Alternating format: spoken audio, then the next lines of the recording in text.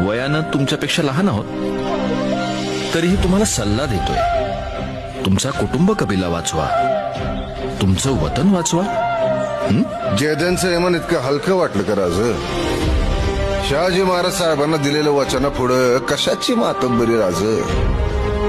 हे आणलेत 5 पोरं तुमच्या मोर, सोडले तुमच्या नावसाहेबांच्या पायावर.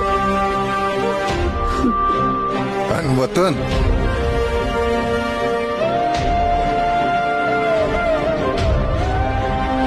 हे सोडलं वतन नावसाहेबांच्या पायावर.